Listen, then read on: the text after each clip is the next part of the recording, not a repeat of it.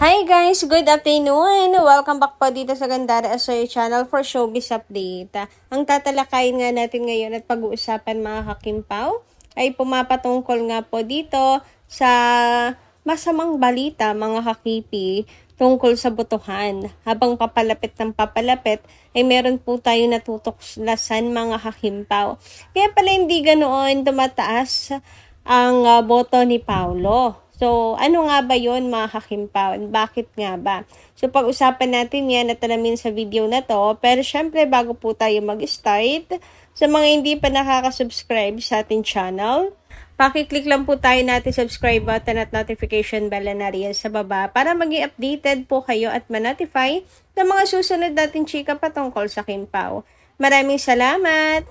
And ngayon naman dumako po tayo sa pagbabasa ng comment mula sa ating mga subscribers bilang pasasalamat po sa walang sawang pagsuporta at pagtutok sa ating mga balita. So ang commenter natin para po sa hapong ito ay si Miss Adelaida Magin. Ayon dito po sa kanyang comment, Kim can capture the hearts of the audience. She is always in vibes. Plus, humble or grounded despite of her popularity. Genuine in dealing with her fans and people around her. Generous by sharing her blessings. It should be a healthy competition, meaning you just do your best. Check your strength and flaws and make self-improvement to be a better and not bitter person, Kimi. Oh yes mga hakimpaw, agree po ako dito. Dapat maging healthy competition lamang po ang dalawang magkatapat na noontime show. Alam nila both ang kanila pong ginagawa, kaya kahit mabanggit po ang bawat isa sa kanila, wala pong problema yun mga hakimpaw. And si Kim naman po, ay tunay na mabuting tao, napaka-genuine, talagang may ginanto ang puso. Kaya, ano man ang sabihin ng mga bashers niya sa kanya, hindi po tayo maniniwala at matitinag mga hakimpaw sa ating pong paniniwala kay Chinita Princess. Anyway, thank you so much again, Miss Adelaida Magin, sa inyong komento. And ngayon naman dumako tayo sa mga topic na pag-uusapan ngayong hapon na to mga hakimpaw. And unahin na nga natin ang tungkol nga po dito sa travels nila Kim and Paulo, personal travels nila mga hakimpaw. So nakaka 4 countries na po sina Kim and Paulo, no? Hope for more countries na puntahan nila mga kakipi na hindi po work related, as in gusto lang nilang magbakasyon mga hakimpaw. So, every year, mga kakipi, may pinupuntahan po silang lugar, no? Anyway, sabi nga dito, 4 countries, but 1 language is the constant, 1 included. Ayan. So, ang mga bansa na to, mga kakipi, no, kung hindi ako nagkakamali, the first photo was, uy, English, kala mo naman talaga, tama ka na girl, baka hindi mo mapanindig. So, ang first photo po ay sa France to, mga kakipi, no? And the second photo sa right, mga hakimpaw, ay sa Europe, then sa New York, and sa Thailand. Ayan, always together po silang dalawa dyan. Etong sa New York lang talaga, wala pang mga post si Chinita Princess, mga hakimpaw. Pero, siguro, magkakaroon niya ng pahabol, ayuda, si Kim. So, parehas na po natin, kumbaga ay makukulage na rin natin yan mga hakimpaw. Kagaya nito sa Paris and sa Europe. Wala man sila photos together, pero halata mo naman mga hakimpaw sa mga separate uploads nila mga hakipi na magkasama talaga sila. So dito sa New York, antay-antay lang po tayo. Malay nyo, maglapag din si Kim ng ayuda. Alam naman natin na marami pang nakatago sa baul ni Kimi at hindi pa po pinopost. Pero tayo po ang isa sa pinakamagiging masaya pag nangyari yon. Anyway, dumako naman po tayo dito sa camera mga kakimpaw, na pinag-uusapan ngayon sa social media na Kimpawlansya. Ang tanong nga po kasi ng mga fans, sino ba talagang tunay nagmamay-ari ng camera na yan, mga kakipi? So, nakikita natin na hawak po ni Kimi, di ba mga kakimpaw? May pictures din si Kim, ayan na nasa bag niya, yung cam, na para bang siya ang may-ari. Pero nakita rin natin na hawak yan ni Paula Avellino. Ngayon, ang sabi nga po ng mga fans ay mukhang pati po sa camera, conjugal din ang Kimpaw. Sabi nga dito, #Kimpaw, conjugal nga ni. So, wala nang dapat na pagtalunan na basta conjugal. Sina Kim and Paolo. Hanggang camera, mga kakipi. Anyway, yan po yung pampagood vibes natin ngayon. And syempre, another pampagood vibes ay isa pong pruweba, mga kakimpaw, na talagang Kim and Paolo are always together. Dahil sa post ni Pao na wala mang Chinita Princess, pero nakikita po yung phone doon ni Kim. Sabi dito, sinadya ba talaga ni Pao? Kahit phone lang ang nandyan, happy na kaming lahat na #Kimpaw family. Alam namin kung sinong may-ari ng phone na yan. And bakit naman nga iiwan na lang basta-basta ni Kim yung phone niya nang nakaganyan, diba? So, malamang sinadya talaga ni Pao na picturean yan. Alam kasi ni Pao na matatalino ang mga Kimpaw fans Kaya, nilagay niya yan dyan. Para wala man silang picture, alam ng lahat na they are together hanggang sa pag-aasikaso, pagtatayo ng business, mga kakimpaw. Ay, grabihan naman talaga yun. Pag hindi mo pa naman naisip na magdiyosawa ang Kimpaw, ewan ko na lang talaga. Magdiyosawa agad. Samantala ngayon naman pag-usapan natin ang tungkol po dito, mga kakimpaw, sa pinakasentro ng ating update. Hinggil po ito sa botohan kung saan mayroon nga pong advisory para po sa lahat ng mga bumoboto kay Paolo Avellino kasi mukhang naloko ata tayo, nai-scam tayo, mga kakimpaw. Wala kasing botong pumapasok kay Pao. Bakit kaya nagkaganoon? So, from Kimpaw Night Ship Official, advisory to all Kimpaw fans. We would like to share our recent experience with the Chamsim seller Yuna Shop to help fellow fans make informed decisions. On July 7, the seller informed us that votes would be released immediately after payment. After we completed our purchase, the votes were not delivered as promised. O diba? After bumili, ganyan, hindi po nila ano po ang boto, ika-count, mga kakimpaw. Aba, matindi.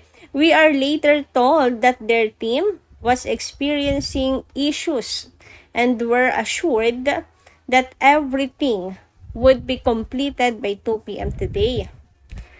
As of this posting, we have not received the promised votes for any proof that the votes were cast. We're sharing this solely to inform and help protect fellow fans. If the seller resolves this matter and provides to agreed service, we will update this post accordingly. So, ayan, mga kakimpaw, beware po kayo sa Yuna Shop. Kasi mukhang scam, mga kakipi, no? Sayang ang gastos, sayang ang bawat salapi, mga kakimpaw, na nilalaan. Sa pagboto kay Paolo, kung ganyan lang din naman. So, ito po yung shop, mga kakimpaw, Yuna Shop. Tandaan nyo po yan, ha? Wag na wag po kayo dyan bibili ng Chamsim. Kasi hindi po nakakount yung boto kay Paolo Avellino. Ito pa, di ba sabi, update daw nila tayo once na itong Yuna Shop ay tumupad na sa usapan. Ito, may bagong update, mga kakimpaw. They also changed their usernames, so be sure to check the account history to see if the username was changed recently. That's another potential red flag to watch out for. Nako talaga, red flag po talaga. Scam na po yan, biruin nyo, di ba? Bakit magpapalit ng username agad-agad or bigla-bigla, mga hakimpaw, di ba? Talagang binulsa na po yung binayad po sa pagbili ng Chamsim. Abay, nakaka-disappoint. So, ang dami po nito, mga kakimpaw, yung conversations, binahagi din mga kakipi. Conversations with the Yuna shop, mga kakimpaw. Ayan, makikita nyo dito, nag-reach out po talaga sila. Nag-reach out po talaga sila at sinabi na bakit hindi po nadadagdagan yung boto ni Paulo. Malaki-laki rin kasi mga kakimpaw yung kanila pong ibinili mga kakimpaw. Sana.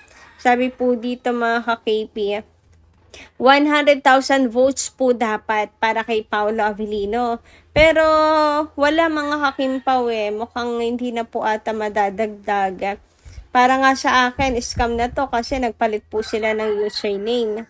So, basahin nyo na lang mga hakimpaw, dito yung mga conversations. Ayan na sa inyong mga screen, yung conversations dyan. And, visit nyo na lang din po ang Kimpaw Night Shift official na account, mga kakipi, para makita nyo yung ibang detalye pa doon, mga kakimpaw. Yan, sunod-sunod na yung kanilang mga message dito. Nag-ano na po sila ng status, ano nang nangyayari, na ano na ba nila, yung boto, bakit parang wala pa rin, naayos na ba nila ang problema. Perahan na lang ba talaga to? Lalo pa ngayon na tumataas ang boto ni Ann Curtis. So, medyo nakakakabayan mga kakimpaw. Kasi sayang yung pera. Yung nagboto ka, yung sinisigurado mo na mananalo si Paolo Avellino, pero sayang lang pala, or mas napupunta lang sa wala yung boto mo.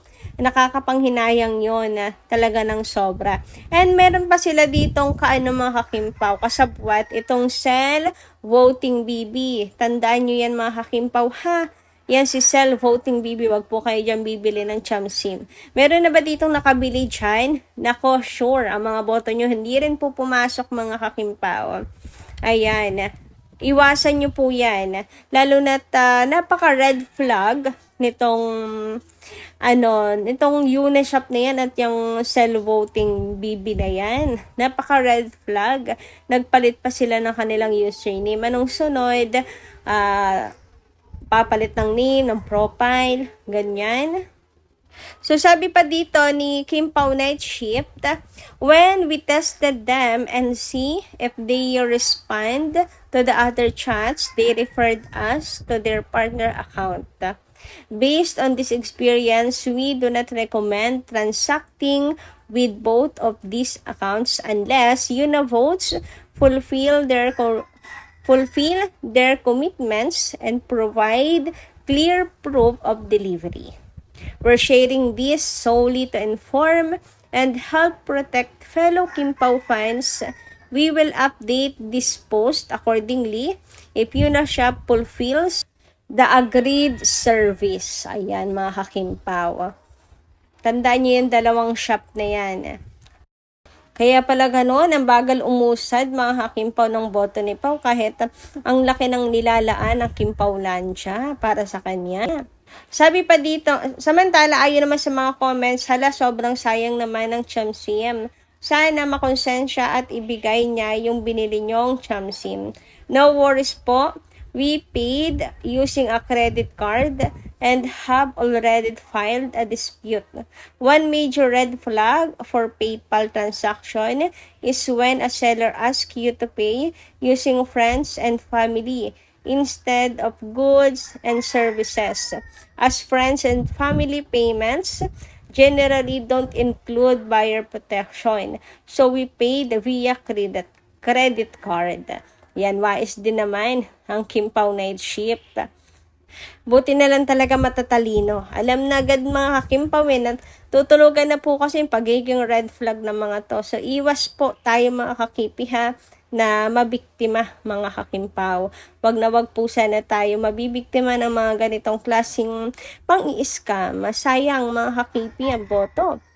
Lalong higit ang pera na nilalaan mga kakimpaw para lang masigurado ang pagkapanalo ni Paula Avellino. So, ayan, may na-experience na rin po ba kayong ganito mga kakimpaw? Pa-comment ka lang po dyan sa baba. And hanggang dito lang po muna ang ating update. Maraming salamat po sa inyong pakikinigan. Kita kasi po muli sa susunod natin, chika. Maraming salamat at ingat po palagi.